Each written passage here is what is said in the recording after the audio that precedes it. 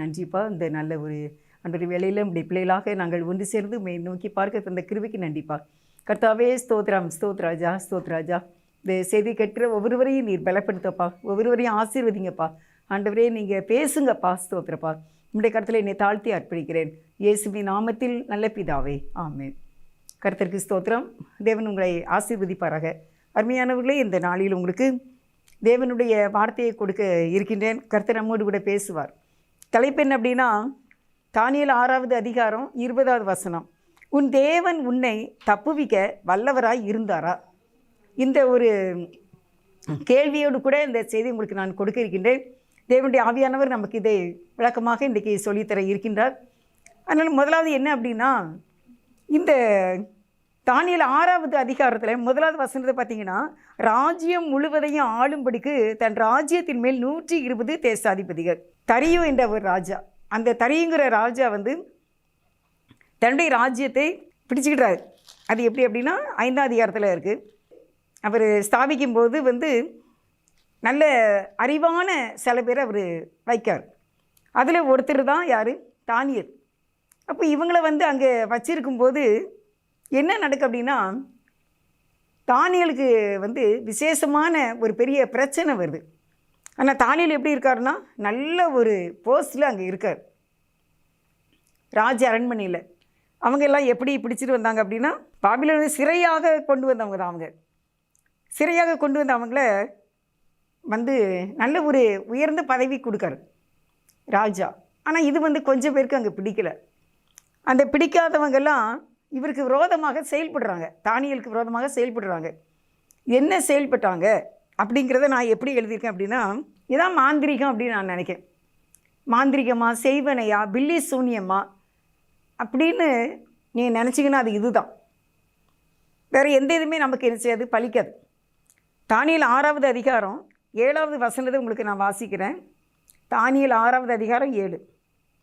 எவனாகிலும் 30 நாள் வரையில் ராஜாவாகி உம்மை தவிர எந்த தேவனை ஆனாலும் மனுஷனை ஆனாலும் நோக்கி யாதொரு காரியத்தை குறித்து விண்ணப்ப பண்ணினால் அவன் சிங்கங்களின் கெபியிலே போடப்பட ராஜா கட்டளை பிறப்பித்து உறுதியான தாக்கீது செய்ய வேண்டுமென்று ராஜ்யத்தினுடைய எல்லா பிரதானிகளும் தேசாதிபதிகளும் பிரபுக்களும் மந்திரிமார்களும் தலைவர்களும் ஆலோசனை பண்ணி கொண்டு இருக்கிறார்கள். என்ன இவங்க ஒரு கண்டிஷன் போடுறாங்க. என்ன கண்டிஷன் அப்படின்னா, ராஜாட்ட தான் விண்ணப்பம் பண்ணணும். அதாவது என்ன செய்யணும், ஜெபம் பண்ணணும். வேறு யார்கிட்டையும் என்ன செய்யக்கூடாதாம்மா, பேசவே கூடாதான். தங்களுடைய காரியத்தை குறித்து ராஜாவை தவிர யார்கிட்டையுமே பேசக்கூடாது அப்படின்னு ஒரு ஆலோசனை பண்ணுறாங்க.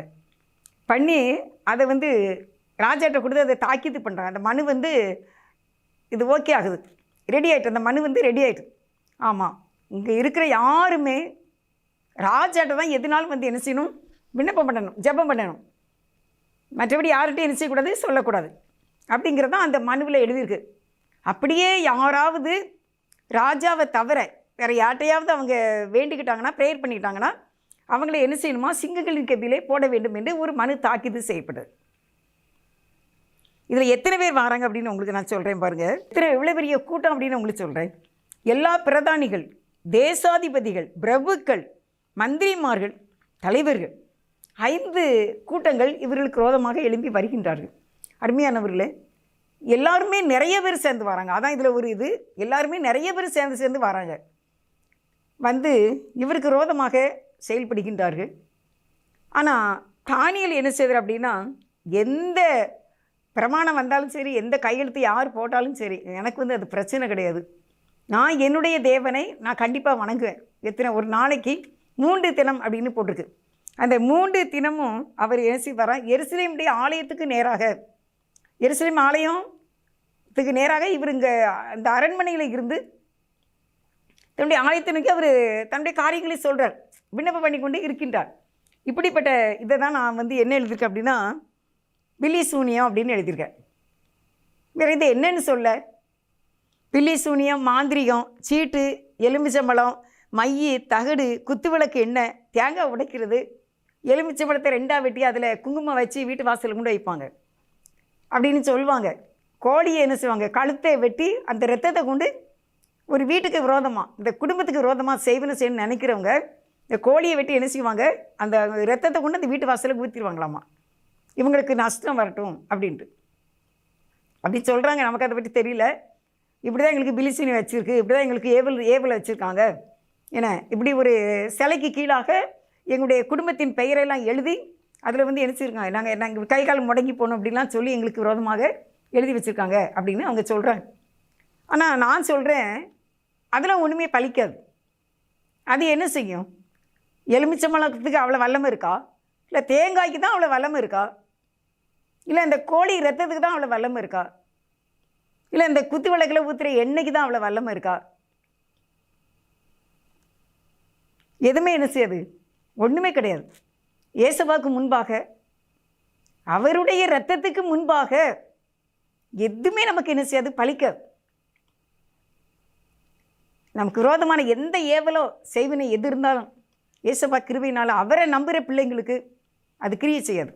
இப்போ இந்த 5 விதமான மக்கள் தானியலுக்கு விரோதமாக எழும்பி ராஜாவை தவிர வேறு யாரையாவது வணங்கியாச்சுன்னா அவங்கள என்ன செய்யணும், சிங்கத்தின் கெபிக்குள்ளே போட்டணும் அப்படின்னு சொல்லி ஒரு முடிவு இருந்துச்சு. அருமையானவர்களே, அதே மாதிரி ராஜாட்ட போனாங்க. ராஜா தன்னுடைய முத்திரை மோதிரத்தை வச்சு அந்த இதுக்கு என்ன செய்தார், கையெழுத்து போட்டார். கையெழுத்து போட்டு அப்போ அது வந்து தாக்கல் நிறைவேறிட்டு. இப்படி இருந்தாலும் தானியேல் கேள்விப்பட்டாலும் தன்னுடைய அந்த ஜெப நேரத்தை அவர் குறைக்கலை. அவர் எல்லா நாளுமே 3 வேளையும் தான் முன்பு செய்து வந்தபடியே தேவனுக்கு முன்பாக முழங்கால் படி, அதாவது நான் வாசிக்கிறது 6வது அதிகாரம் 10வது வசனம். தானியேல் வென்றால் அந்த பத்திரத்துக்கு கையெழுத்து வைக்கப்பட்டது என்று அறிந்த போதிலும் தன் வீட்டுக்குள்ளே போய் தன் மேல் அறையிலே எருசலேமுக்கு நேராக பலகணிகள் திறந்திருக்க அங்கே தான் முன் செய்து வந்தபடியே தினம் 3 வேளையும் தன் தேவனுக்கு முன்பாக முழங்கால் படியிட்டு ஜெபம் பண்ணி ஸ்தோத்திரம் செலுத்தினான். இல்லை நம்ம என்ன பார்க்குறோம் அப்படின்னா, நம்ம தேவன் வந்து அவ்வளவு ஒரு உண்மையுள்ள தேவன். அவரால் முடியாது என்னதுமே கிடையாது. அவர்கிட்ட எப்படி நான் ஜெபம் பண்ணாமல் இருப்பேன்? எந்த பிரச்சனை வந்தாலுமே நான் என் தேவன்கிட்ட ஜெபம் பண்ணுறது நான் என்ன செய்வேன், நான் பண்ணிடுவேன் அப்படின்னு சொல்லி அவ்வளோ தைரியமாக விசுவாசத்தோடு அவ்வளோ தைரியமாக அவர் வந்து என்ன செய்தார், தானியேல் வந்து ப்ரேயர் பண்ணுறார். அப்படி அந்த மனசெல்லாம் என்ன செய்துட்டாங்க, இதை பார்த்துட்டாங்க. பார்த்து போய் எல்லோரும் திருப்பி கூட்டம் கூட்டுறாங்க. கூடி என்ன சொல்கிறாங்க, அவர் வந்து அந்த மனுஷர் கூட்டம் கூடி தன் தேவனுக்கு முன்பாக என்ன செய்கிறான், ஜெபம் பண்ணுறான் அப்படின்னு சொல்லிக்கிறாங்க. பார்த்துக்கோங்க. உடனே 12வது வசனத்தில் பின்பு அவர்கள் ராஜாவுக்கு முன்பாக வந்து ராஜாவின் தாக்கலை குறித்து யாருமே என்ன செய்யக்கூடாது, இப்படி வணங்கக்கூடாதுன்னு இங்கே சொல்லியிருக்கீங்க, இவர் இப்படி செய்துட்டார் அப்படின்னு. உடனே ராஜாவுடைய கட்டளை என்ன, சிங்கத்தினுடைய கெபியில கொண்டு என்ன செய்யணும், போட்டணும். இவரை எப்படியாவது என்ன செய்யணும், கொலை செய்திடணும், இவர் இருக்கக்கூடாது அப்படிங்கிறது தான் அவங்க வச்சுருந்தாங்க. நான் உங்களுக்கு இதில் என்ன சொல்கிறேன் அப்படின்னா, யாரெல்லாம் ஆண்டவர்கிட்ட ரொம்ப வைராக்கியமாக இருக்காங்களோ, ஜெபிக்காங்களோ, அந்த ஜெபத்தில் தான் பிசாசு என்ன செய்வான், கை வைப்பான். நீங்கள் விசுவாசத்தில் நல்லா இருந்தீங்கன்னா உங்களுக்கு விசுவாசத்துக்கு தடை செய்யக்கூடிய அளவுக்கு நம்முடைய பல போராட்டங்கள் நமக்கு வரும். ஆனால் அதெல்லாம் என்ன செய்யாது, ஒன்றுமே செய்யாது. தானியேலுக்கு விரோதமாக 5 கூட்டங்கள் கூடினார்கள். ஒரு அடிமையாக வந்த இவருக்கு இவ்வளோ பெரிய பதவியா? என்ன, அவர் எங்கே இருந்தார் அப்படின்னா, அவர் வந்து கொலு மண்டபத்தில் இருந்தாராம். ராஜா கூட கொலு மண்டபத்தில் இருந்தார். நான் வாசிக்கிறேன். தானியேல் 2வது அதிகாரம் 49வது வசனத்தில், தானியேல் ராஜாவை வேண்டிக் கொண்டதின் பேரில் அவன் சாத்ராக்கையும் மேஷாக்கையும் ஆபேத்நேகோவையும் பாபிலோன் மாகாணத்து காரியங்களை விசாரிக்கும்படி வைத்தான். தானியேலோ வென்றால் ராஜாவின் கொலு மண்டபத்தில் இருந்தான். ராஜாவின் கொலு மண்டபத்தில் ரொம்ப ஹாப்பியாக இருக்காங்க. ஆனால் அப்படி இருந்தாலும் அவர் என்ன செய்தார், என்ன செய்துக்கிட்டு இருந்தாருங்கிறத நான் உங்களுக்கு சொல்வேன். அருமையானவர்களே, ராஜாவை தவிர யார்கிட்ட ப்ரேயர் பண்ணினாலும் அவங்கள சிங்கத்தினுடைய கெபிகளில் கொண்டு போடணும்னு சொல்லி சட்டம் இயற்றப்பட்டது. ஆனால் தானியேல் வென்றால் அதெல்லாம் அவருக்கு மேட்ரே இல்லை. அவர் தான் எப்பவுமே ஒரு நாளைக்கு 3 நேரம் ஜெபம் செய்திருக்காரு. அந்தி சந்தி மத்தியான வேளையில் தாவீது ராஜா ஜெபம் பண்ணதாக இருக்குது. இன்றைக்கி நம்முடைய வாழ்க்கையில் இப்படிப்பட்டதான ஒரு ஜெபம் நீங்கள் செய்கின்றீர்களா? பழக்கமான ஒரு ஜெபம் காலை மாலை இரவில் நீங்கள் ஆண்டவரை ஸ்தோத்திரித்து நீங்கள் பாடி ஜெபம் செய்கின்றீர்களா என்று உங்களுக்கு முன்பாக ஒரு கேள்வியை வைக்கின்றேன். ஏனோ தானுங்கிறதான ஒரு ஜெபம் இல்லை, தேவனுடைய சமூகத்திலே ஒரு ஊக்கமான ஒரு ஜெபம். எப்படி ஜெபம் பண்ணணும் அப்படின்னா, நம்ம என்ன கேட்குறோமோ ஆண்டவர்கிட்ட அதை பெற்றுக்கொள்ளும் வரைக்கும் ஏறெடுக்க வேண்டிய ஒரு ஜெபம். நீங்கள் தந்தால் தான் முடியும் அப்படின்ட்டு நம்ம என்ன செய்யணும்? ஆண்டவர்கிட்ட ஜெபம் பண்ணணும். நீங்கள் செய்யாமல் எங்களுக்கு யார் செய்வா? என்ன நீங்கள் தந்துருங்கப்பா எப்படியாவதுன்னு சொல்லி நம்ம கண்ணீரோடு அவர்கிட்ட கேட்கும்போது அவர் தந்துடுவார். அது நோயாக இருக்கட்டும், இது போராட்டமாக இருக்கட்டும், இல்லை பிள்ளைகளுடைய காரியங்களாக இருக்கட்டும், படிப்பாக இருக்கட்டும், திருமணம், குழந்தை பாக்கியங்கள், என்ன ஒரு காரியமாக இருந்தாலும் நம்ம ஆண்டவர்கிட்ட சொல்லி நம்ம ஜெபம் செய்யும்போது அதுக்கு விடுதலையை கொடுக்க ஆண்டவர் வல்லமையுள்ளவராக இருக்கின்றார். இப்போ இவர் ஜெபம் பண்ணதை அவங்கெல்லாம் பார்த்துட்டாங்க. பார்த்துட்டு என்ன செய்கிறாங்க அப்படின்னா, ராஜாட்ட போய் சொல்கிறாங்க, அவனை என்ன செய்யணும்? சிங்கக்கேவியில் போடணும். ஏன்னா அவன் உங்கள்கிட்ட விண்ணப்பம் பண்ணாமல் அவனுடைய கடவுள்கிட்ட போய் விண்ணப்பம் பண்ணிட்டான் அப்படின்னு சொல்லி இந்த 5 விதமான கூட்டங்கள், இந்த 5 விதமான கூட்டங்களும் போய் சொல்லிட்டாங்க. சொன்ன அப்புறம் என்ன செய்ய முடியும்? ராஜாவுக்கு கஷ்டம்தான். ஆனாலும் ராஜா என்ன செய்கிறாரு? இந்த வார்த்தைகளை கேட்டபோது நான் வாசிக்கிறேன், தானியேல் 6வது அதிகாரம் 14வது வசனம். ராஜா இந்த வார்த்தைகளை கேட்டபோது தன்னில் மிகவும் சஞ்சலப்பட்டு தானியேலை காப்பாற்றும்படிக்கு அவன் பேரில் தன் மனதை வைத்து அவனை தப்புவிக்கிறதற்காக சூரியன் அஸ்தமிக்கு மட்டும் பிரயாசப்பட்டு கொண்டு இருந்தான். ஆனால் மக்கள் எப்படி இருந்தாங்களோ அப்பொழுது அந்த மனுஷர் 15 ராஜாவின் இடத்தில் கூட்டமாய் வந்து, ராஜா கட்டளையிட்ட எந்த தாக்கீதும் கட்டளையும் மாற்றப்படக்கூடாது என்பது மேதியருக்கும் பெர்சியருக்கும் பிரமாணமாய் இருக்கிறது என்று அறிவீராக. நீங்கள் முத்திரை போட்டீங்க, சைன் வச்சிட்டீங்க, இனிமேல் என்ன செய்யக்கூடாது? மாற்றக்கூடாது. ஆனால் தானியேலை ஜெயிலில் சிங்கத்துடைய கேவியில் போடணுங்கிறதுக்கு ராஜாக்கு நல்ல இஷ்டம் இல்லை. அதனால் அவர் அப்படி சஞ்சலப்படுறார் தன்னுடைய மனசில், எப்படியாவது தப்பி வைக்க வச்சிடலாமா அப்படின்னு தப்பி வைக்கார். ஆனாலும் ஒரு வார்த்தை சொல்கிறார், அதை நான் உங்களுக்கு இம்பார்ட்டண்ட்டாக சொல்கிறேன். தானியேல் 6வது அதிகாரம் 16வது வசனம். அப்பொழுது ராஜா கட்டளையிட அவர்கள் தானியேலை கொண்டு வந்து அவனை சிங்கங்களின் கெபியிலே போட்டார்கள். ராஜா தானியேலை நோக்கி, நீ இடைவிடாமல் ஆராதிக்கிற உன் தேவன் உன்னை தப்புவிப்பார் என்றான். எப்படி ஒரு அருமையான ஒரு வார்த்தை! நீ இடைவிடாமல் ஆராதிக்கிற உன் தேவன் சிங்கங்களின் வாய்க்கு உன்னை தப்புவிப்பார் என்றான். உங்களுக்கு நான் மெயினாக என்ன சொல்ல வரேன் அப்படின்னா, அவர் இருந்தது 2வது அதிகாரத்தில் 49வது வசனத்தில் தானியேல் வென்றார் ராஜாவின் கொலு மண்டபத்தில் இருந்தான். ராஜா எங்கே இருந்தார்? கொலு மண்டபத்தில் இருந்தார். அப்போ இந்த தானியேல் எங்கே இருந்தார்? கொலு மண்டபத்தில் தான். இப்போ 2 பேருமே என்ன செய்கிறாங்க? பக்கத்தில் இருக்காங்க. தானியேல் அவர்களுக்கு எப்பவும் வேலை இருந்துக்கிட்டே தான் இருந்திருக்கும் ராஜ அரண்மனையில். ஆனாலும் இந்த ராஜா என்ன சொன்னார் தானியேலை பார்த்தினா, நீ இடைவிடாமல் ஆராதிக்கிற உன் தேவன் உன்னை சிங்கங்களின்னு போட்டதுனால ஒரு சிங்கம் 2 சிங்கம்லாம் இல்லை, எத்தனை இருந்துச்சோ. சில ஃபோட்டோக்களை உன்னை அதிசயங்களை காணப்பண்ணவர் அப்படின்னா 3 சிங்கத்தோட அந்த ஃபோட்டோ போடுறாங்க ஸ்டிக்கரில். அப்போ ராஜாவும் சொல்கிறாரு, சிங்கங்களின் வாய்க்கு உன்னை தப்புவிப்பார் அப்படின்னு சொல்லிடுறார் ராஜா.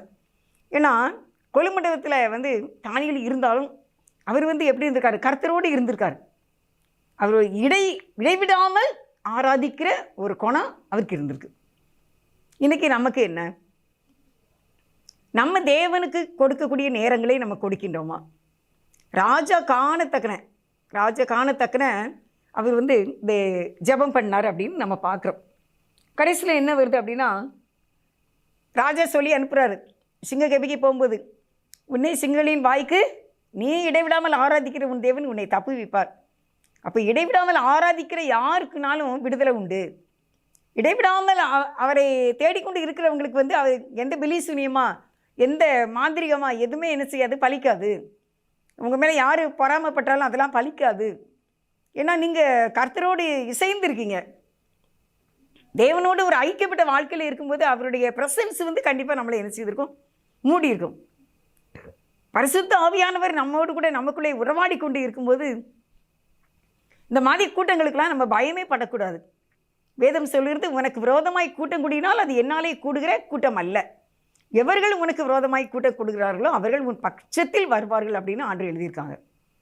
அதனால் நமக்கு விரோதமாக ஏதோ யாரோ செய்துட்டாங்க அப்படின்லாம் நீங்கள் நினைக்காதீங்க.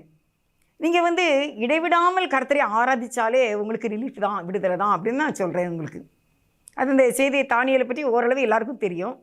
ஆனால் இது என்ன மேட்ரு, எதனால் தானியேலை சிங்கங்களின் கெபியில் கொண்டு போட்டாங்கங்கிறத உங்களுக்கு நான் சொல்கிறேன். இடைவிடாமல் அவன் தேவனை ஆராதித்து கொண்டிருந்தான்.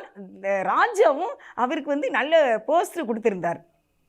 இவன் அப்பா அம்மா இல்லை, என்ன ஒரு அடிமையாக கொண்டு வரப்பட்டாங்க, ஆனால் இவனுக்கு எதுக்கு இவ்வளோ பெரியதான ஒரு பதவி அப்படின்னு சொல்லி அந்த விரோதமாக ஒரு கூட்டம் எழும்பிற்று. ஆனால் இவர் ஒன்றுமே தப்பு பண்ணலை, இருந்தாலும் எழும்பிட்டாங்க. ஆனால் அவர் ஆண்டவரோடு ஐக்கியம் வச்சுருந்ததுனால தேவன் அவருக்காக எழுந்து விட்டார் என்று உங்களுக்கு சொல்லுகின்றேன்.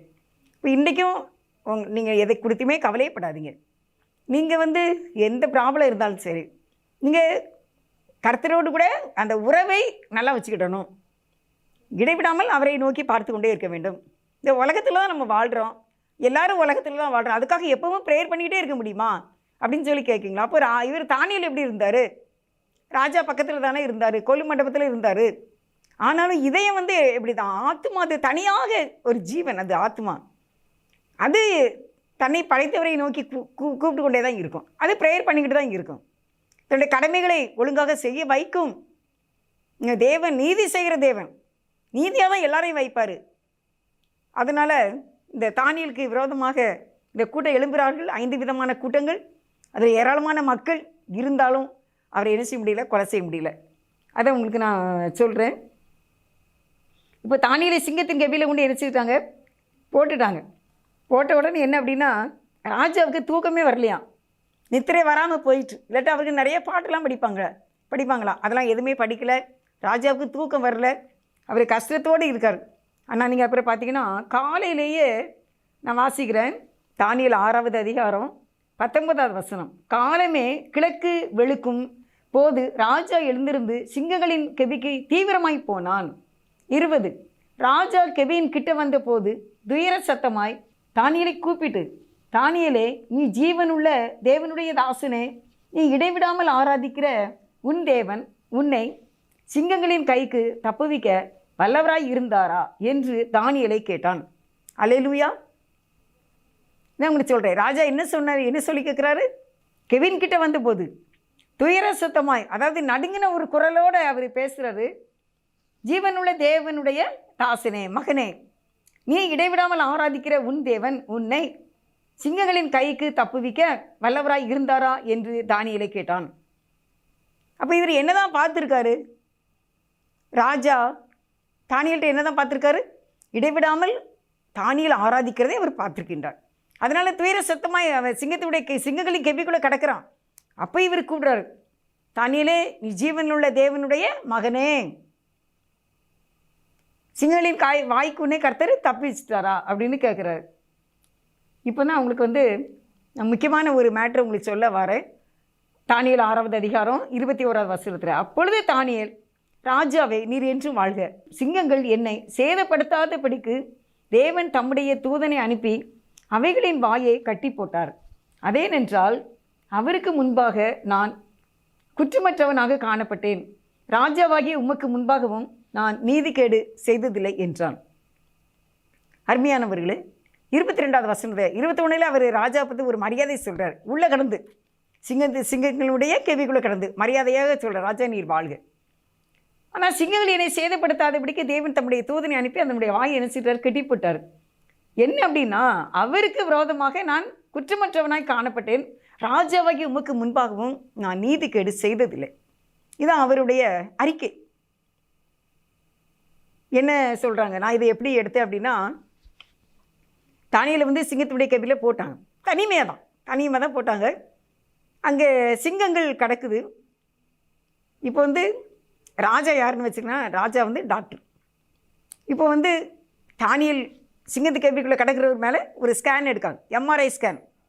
கர்த்தர் பரலோக ராஜ்யத்தில் இருந்து ஒரு எம்ஆர்ஐ ஸ்கேன் எடுக்காரு. யாருக்கு? தானியேலுக்கு. எம்ஆர்ஐ ஸ்கேன் எடுக்கும்போது அங்கே என்ன வருது அப்படின்னா, ஒன்றுமே இல்லை, நில். என்ன இருக்குது? அவர் தேவனுக்கு விரோதமாய் தப்பு பண்ணலை, மனிதர்களுக்கு விரோதமாய் தப்பு பண்ணலை, கடவுளுக்கு விரோதமாய் தப்பு பண்ணலை. இதான் அந்த எம்ஆர்ஐ ஸ்கேன் காட்டுது. அப்புறம் ஆண்டவர் என்ன செய்யிட்டாரு? விடுதலை பண்ணிட்டாரு. ராஜாவுக்கு சந்தோஷமாயிட்டு, என்னதான் உமக்கு விரோதமாகவும் நான் தப்பு பண்ணலை, என் கடவுளுக்கு முன்பாகவும் நான் என்ன செய்யலை, நான் எந்த நீதிகேடும் செய்ததில்லை. அப்போ ரிசல்ட் என்ன வந்துச்சு அப்படின்னா, அந்த எம்ஆர்ஐ ஸ்கேனுடைய தானியேலுடைய வாழ்க்கையை என்ன செய்யறது, எம்ஆர்ஐ ஸ்கேன் பண்ணுறாங்க. ராஜா என்ன செய்யிட்டார்? சிங்கத்துக்கு வீட்டில் போட்டு அரசியல் பண்ணிட்டாரு. ஆனால் தேவன் அதை எம்ஆர்ஐ ஸ்கேன் எடுக்கார். தானியேலுடைய வாழ்க்கையை எடுக்கும்போது அங்கேருந்து வருகிறதான செய்தி என்ன? ரிசல்ட் என்ன? ரிசல்ட்டு நீ இடைவிடாமல் ஆராதிக்கிற தேவன் என்னை சிங்கத்தின் வாய்க்கு என்ன தப்பு வச்சுட்டாரு. ஏன்னா நான் உங்களுக்கு விரோதமாக தப்பு பண்ணலை, கடவுளுக்கு தேவனுக்கு விரோதமாகவும் நான் எந்த தவறுமே செய்யலை அப்படின்னு சொல்லி, அதனால் எனக்கு ஒரு சேதமும் இல்லை, நான் நல்ல சுகமாக தான் இருக்கேன், நான் நல்ல ஆரோக்கியமாக இருக்கேன், எனக்கு எந்த பிரச்சனையுமே இல்லை அப்படின்னு சொல்கிற அளவுக்கு தானியேலுக்கு ஆண்டவர் உதவி செய்தார். தானியேலும் நீதிக்கேடு செய்யாமல் நல்லவனாக வாழ்ந்தார். அருமையானவர்களே, அருமையான இந்த தானியேலுடைய வாழ்க்கை சரித்திரத்தில் நம்ம படிக்கிறதுக்கு தான் யாருக்குமே நீதிக்கேடு செய்யக்கூடாது. நீங்கள் வேலை செய்கிற இடத்துலையோ, உங்களுடைய வீட்டிலேயோ, குடும்பங்கள்லேயோ, நம்ம வாழ்கின்ற நம்முடைய நண்பர்களோ, நம்முடைய சபையோ, எங்கேயுமே கர்த்தர் நம்மையும் ஒரு எம்ஆர்ஐ ஸ்கேன் எடுப்பார். ஏன்னா அந்த எம்ஆர்ஐ அவர் எடுக்காரு பரலோக ராஜ்யத்திலிருந்து, அவருடைய மகிமையின் பிரசன்னத்தினால, ஏன்னா அவருடைய வசனத்தினால நமக்குள்ள அப்படியே ஊடுருவி பாயும்போது நம்முடைய உண்மையான வாழ்க்கை என்ன, நம்ம ரியல் என்ன அப்படிங்கிறத அங்கே வெளியே வரும். நம்ம யாருக்கும் மறைக்கலாம், ஆனால் தேவனுக்கு முன்பாக என்ன செய்ய முடியாது, மறைக்க முடியாது. அப்படி நம்மளே ஆண்டவர் அப்படி ஸ்கேன் பண்ணி பார்க்கும்போது நமக்குள்ளே என்ன இருக்கணும்? தானியேல் போல கடவுளுக்கு தேவனுக்கு விரோதமாக தப்பு பண்ணலை, மனுஷருக்கு விரோதமாக தப்பு பண்ணலை. இவனுக்கு ரிசல்ட் என்ன? நல்ல ரிசல்ட், வெரி குட், நல்ல ஒரு ரிசல்ட்டு அங்கே வந்திருந்தது. அருமையானவர்களே, அப்போ தானியேலுக்கு எப்படி இருந்ததுக்கு சந்தோஷமாக இருந்தது. ராஜாவுக்கு என்ன ஆயிட்டு? ரொம்ப சந்தோஷமாயிட்டு. அப்புறம் என்ன உங்களுக்கு நான் சொல்கிறேன், தானியேல் 6வது அதிகாரம், தானியேல் 24வது வசனம், தானியேல் 6:24. தானியேலின் மேல் குற்றச்சாட்டின மனுஷரையோ வென்றால் ராஜா கொண்டு வர சொன்னான். அவர்களையும் அவர்கள் குமாரரையும் அவர்கள் மனைவிகளையும் சிங்கங்களின் கெபியிலே போட்டார்கள். அவர்கள் கெபியின் அடியிலே சேரும் முன்னே சிங்கங்கள் அவர்கள் மேல் பாய்ந்து அவர்கள் எலும்புகளை எல்லாம் நொறுக்கி போட்டது. அல்லேலூயா!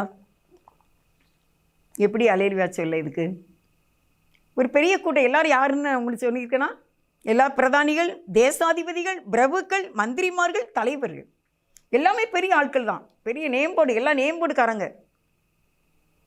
ஆனால் ராஜாவுக்கு என்ன வந்துட்டு? இவ்வளோ அருமையான ஒரு வாலிபன், கர்த்தரை இவ்வளவை ஆராதிக்கிற இந்த வாலிபன் மேலே இவ்வளோ பெரிய குற்றம் சாட்டி இவனை கொல்ல பார்த்தாங்களே, அதனால் இவனுக்கு விரோதமாக இந்த திட்டத்தை போட்டவங்கள என்ன செய்யணும்? சிங்கங்களின் கெபியில் கொண்டு போட்டிருக்க அப்படின்னு சொல்லிட்டார் ராஜா. அதே மாதிரி அந்த அந்த மந்திரிகள் அவங்கள மட்டும் இல்லை, அவங்களுடைய குமாரரையும் அவருடைய மனைவிகளையும் அவங்களுக்குள்ள எல்லாவற்றையும் கொண்டு சிங்கங்களின் குகையிலே போட்டு விட்டார்கள். ஆனால் தானியேலை சிங்கம் என்ன செய்யலை? சாப்பிடலை. ஏன்னா தானியேல்கிட்ட என்ன இல்லை அப்படின்னு நான் முன்னால் கேட்டிருக்கேன். அவர்கிட்ட மாம்சத்தினுடைய எண்ணங்கள் என்ன இல்லை, இரத்த வாடை இல்லை. இந்த உலக பிரகாரமான அந்த இரத்தத்தினுடைய வாடை யாருக்கு இல்லை? தானியேலுக்குள்ளே இல்லை. அவர் முழுசு அவர் இன்னும் அதிகமானது ப்ரேயர் பண்ணியிருப்பார். இப்போ ஒரு கப்பல் ஓட்டி இருக்காரு, மாலுமே கப்பல் ஓட்டுறாரு கேப்டன்.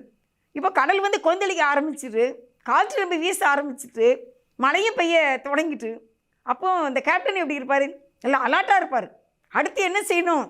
கரை வருதா? இவ்வளோ வேகமாக அந்த கப்பலை என்ன செய்யலாம்? கொண்டு போகணும், இல்லை எங்கேயாவது ஓரமாக நிப்பாட்டலாமா, இல்லை நங்கூரத்தை கீழே போடலாமா, சுக்கான நம்ம எப்படி திருப்பணும், எல்லாரும் அலாட்டாக இருங்க அப்படின்னு சொல்லி கேப்டன் கொண்டு எல்லாருமே அலாட்டாக தான் இருப்பாங்க, ரொம்ப கவனமாக இருப்பாங்க, ஜாக்கிரதையாக.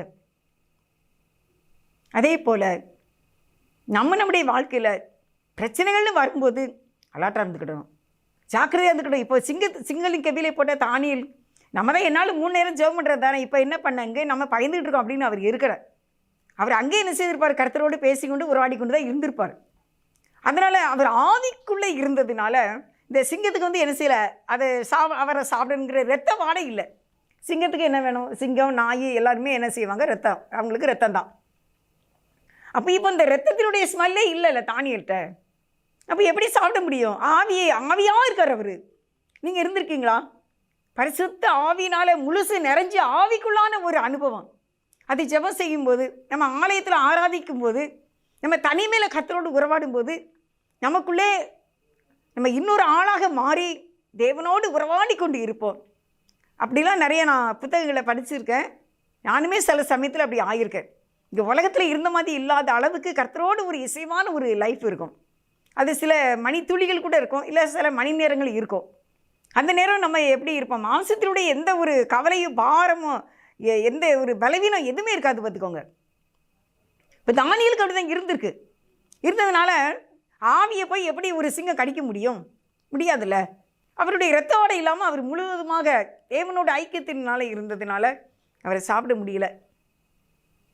ஆனால் இவங்கள் அந்த மந்திரியில் பிரதமானிகளை கொண்டு உள்ளே போட்டபோது அவைகள் அவங்களை என்னசுதான் சிங்கம் கெபிக்கிட்ட வர்றதுக்கு முன்னாலேயே நான் உங்களுக்கு வாசிக்கேன் 24 தானியேல் மேல் குற்றச்சாட்டின மனுஷரையே வென்றால் ராஜா கொண்டு வர சொன்னான். அவர்களையும் அவர்கள் குமாரரையும் அவர்கள் மனைவிகளையும் சிங்கங்களின் கெபியிலே போட்டார்கள். அவர்கள் கெபியின் அடியிலே சேரும் முன்னே சிங்கங்கள் அவர்கள் மேல் பாய்ந்து அவர்கள் எலும்புகளை எல்லாம் நொறுக்கி போட்டது. அவங்க கீழே வர முன்னால் ஒவ்வொருத்தராக தூக்கி என்ன செய்திருப்பாங்க? போட்டிருப்பாங்க. மந்திரிகளை போட்டிருப்பாங்க, பிரதானிகளை போட்டிருப்பாங்க, பிரபுக்களை போட்டிருப்பாங்க, தலைவர்களை போட்டிருக்காங்க. எல்லாரும் பெரிய ஆட்கள் ராஜ தோரணையில் என்ன செய்திருப்பாங்க? இருந்திருப்பாங்க. அப்போ சிங்கத்துடைய கெபியில் போடும்போதே அந்த சிங்கம் என்ன செய்திச்சாமா? அப்படியே எகிரி எகிரி எல்லாத்தையும் வாங்கி சாப்பிட்ருக்கு. அவங்களுடைய மனைவிகளை குழந்தைங்களை எல்லாம் போட்டாங்க. அதை நம்ம யாருக்குமே கெடுதி பண்ணக்கூடாது. யாருமே பொறாமல் என்ன செய்யக்கூடாது? படக்கூடாது. மறைவானவைகள்லாம் கருத்திற்குரியதான். நம்ம வெளியரங்கமாக நம்ம இருக்கணும். யாருக்குமே தீங்கு நினைக்கவே கூடாது. மைண்டில் இருதயத்தில் நம்ம யாருக்கு விரோதமாக நினைக்கக்கூடாது. எல்லோரும் நல்லா இருக்கட்டும், நாங்களும் நல்லா இருக்கணும், அப்படி தான் நினைக்கிறோம். முதல்ல நம்ம எப்போவுமே ஃபஸ்ட்டு பாயிண்ட்டு எல்லா மக்களும் நல்லா இருக்கட்டும், எங்கேனாலும் சரி எல்லோரும் நல்லா இருக்கட்டும், எங்களையும் நல்லா வச்சுருங்கப்பா அப்படின்னு நீங்கள் ப்ரேயர் பண்ணுங்கள். இப்போ நமக்கு விரோதமாக யார் எது வைக்க முடியாது, நமக்கு எந்த அழிவும் சேதமும் வராதுங்கிறத அந்த இன்றைக்கி இந்த சத்தியத்தில் நம்ம படிச்சிருக்கோம். நீங்கள் இன்னும் அந்த தானியேல் 6வது அதிகாரத்தை நீங்கள் வாசித்து பாருங்கள். அதுக்கப்புறம் ராஜா என்ன சொல்கிறாருன்னு உங்களுக்கு சொல்லணும்ல. ராஜா ஒரு கடிதம் எடுத்துறாரு. அவருக்கு இது ரொம்ப ஆச்சரியமாயிட்டு, இப்படி ஒரு தனி மனிதனை இவ்வளோ சிங்கத்துக்குள்ளே போட்டோமே, இப்போ என்ன முழு ஆளாக வெளியே வந்திருக்கானே அப்படின்னு நினச்சிட்டு அந்த ராஜாவுக்கு ரொம்ப ஆச்சரியமாயிட்டாமா.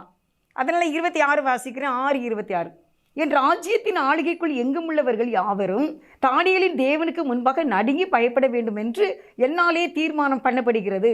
அவர் ஜீவனுள்ள தேவன், அவர் என்னென்னைக்கும் நிலைத்திருக்கிறவர், அவருடைய ராஜ்யம் அழியாதது, அவருடைய கர்த்தத்துவம் முடிவு புரிந்தும் நிற்கும். அல்லேலூயா. அவரே தேவன், அவர் தான் எல்லாம் செய்ய முடியும், அவரால் தான் விண்ணப்பம் பண்ண முடியும். நீங்கள் கண்டிப்பாக நீங்கள் தானியேல் 6வது அதிகாரம் 26 நீங்கள் கண்டிப்பாக வாசித்து பாருங்கள். முடிவு புரிந்தால் என்ன செய்யும்? அவருடைய ராஜ்யம் தான் நிற்கும் அப்படின்னு அவர் சொல்லிட்டார். அடுத்து 27 வாசிக்கிறேன். தானியேலை சிங்கங்களின் கைக்கு தப்புவித்து அவரே தப்புவிக்கிறவரும் வெற்றிக்கிறவரும் வானத்திலும் பூமியிலும் அடையாளங்களையும் அற்புதங்களையும் செய்கிறவருமா இருக்கிறார் என்று எழுதினான். அப்புறம் 28 தரீமின் ராஜாவர காலத்திலும் பெர்சியனாகிய கோரேசனுடைய ராஜ்ய காலத்திலும் ராஜ்யபார காலத்திலும் தானியேலின் காரியம் ஜெயமாக இருந்தது. என்ன செய்தார்? ஒன்று இடைவிடாமல் தேவனை ஆராதித்தார், 3 வேளையும் ஜெபம் செய்தார். யாருக்குமே நீதி கெடு செய்ததில்லை. இதுதான் மேட்ரு. இன்றைக்கி நம்ம இந்த பாடத்தில் இந்த தானியேலை நம்ம கற்றுக்கொள்ளது இந்த பாடம். அதனால் இன்றைக்கி நம்ம ஒரு தீர்மானம் செய்வோம். ஆண்டவரே, ராஜாவாகிய இந்த உலகத்தில் உள்ள பெரியவங்களுக்கும் குடும்பத்தில் உள்ளவங்களும் யாருக்குமே நான் நீதி கெடு செய்ய மாட்டேன், நான் உண்மையாக இருப்பேன், நான் பரிசுத்தமாக இருப்பேன், அப்படியே தேவனாக்கிய கர்த்தருக்கு விரோதமாக நான் தப்பு பண்ண மாட்டேன் என்ன அப்படின்னு சொல்லி ஆண்டவர்கிட்ட ஒரு நீங்கள் உடன்படிக்கை பண்ணுங்கள்.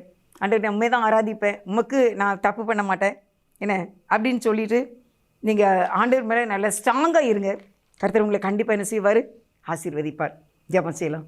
கர்த்தாவே, தேவர்களில் உமக்கொப்பானவர் யார்? வானத்திலும் பூமியிலும் உமக்கொப்பானவர் யார்? கர்த்தாவே, தேவர்களில் உமக்கொப்பானவர் யார்? வானத்திலும் பூமியிலும் உமக்கொப்பானவர் யார்? உமக்கொப்பானவர் யார்? உமக்கொப்பானவர் யார்? வானத்திலும் பூமியிலும் உமக்கொப்பானவர் யார்?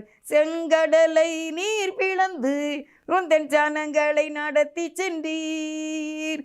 செங்கடலை நீர் பிளந்து உந்தன் ஜனங்களை நடத்தி சென்றீர். நீர் நல்லவர், சர்வ வல்லவர், என்றும் வாக்கு மாறாதவர்.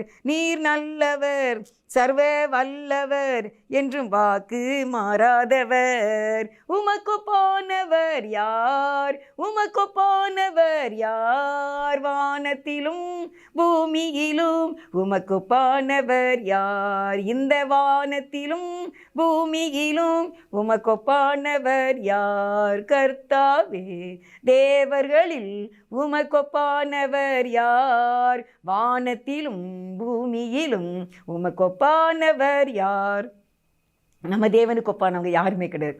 கர்த்தராகிய இயேசு கிறிஸ்து நமக்காக சிலுவையில் அறையப்பட்டு மரித்து அடக்கம் பண்ணப்பட்டு 3ஆவது நாள் உயிரோடு எழுந்து அவர் நம்ம இன்றைக்கும் நமக்காக பரிந்து பேசிக்கொண்டு இந்த ரகசிய வருகையிலே நம்மை சந்திக்க ஆண்டவர் ஆயத்தமாக இருக்கின்றார். நாமும் ஆயத்தமாக இருப்போம். நேசிக்கிற நல்ல பிதாவே, உமக்கு நன்றிப்பா. இந்த நாளில் ஆண்டவரை இடைவிடாமல் ஆராதிக்கிற ஆண்டவரை, உம்முடைய மகனை சிங்கங்களின் கைகளுக்கு நீர் தப்புவித்தீர் ஆண்டவரை.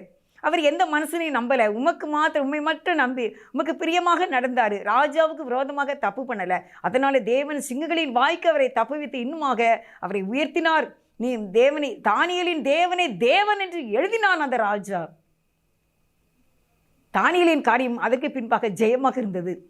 எங்களுடைய வாழ்க்கையில் கூட யார் எங்களுக்கு விரோதமான எந்த கிரியை செய்தாலும் நாங்கள் உம்முடைய பிள்ளைகளாக இருக்கும்போது அந்த கிரிகள் எங்களை மேற்கொள்ளாது என்று காண்கின்றோம். அப்பா, எல்லாரையும் நேசிக்க மறந்தார், எல்லாரையும் மன்னிக்க மறந்தார். எங்களை ஆசீர்வதியை தாழ்த்துகிறோம். இந்த கிராஸ் டிவியோடைய ஊழியத்தை கருத்து ஆசீர்வதிக்கும்படி கெஞ்சுகிறோப்பா. அடிமையை தாழ்த்தி ஒப்பு கொடுக்கின்றேன். நீங்கள் பேசின கிருபைக்காக நன்றிப்பா. அந்த நாளில் பிறந்த நாள், திருமண நாளை கொண்டாடுகிற ஒவ்வொரு குடும்பத்தையும் கைகளின் பிரயாசத்தையும் கருத்து ஆசீர்வதித்தல் உயர்த்துங்க. நன்றிப்பா. இயேசுவின் நாமத்தில் நல்ல பிதாவே, ஆமேன், ஆமேன். God bless you.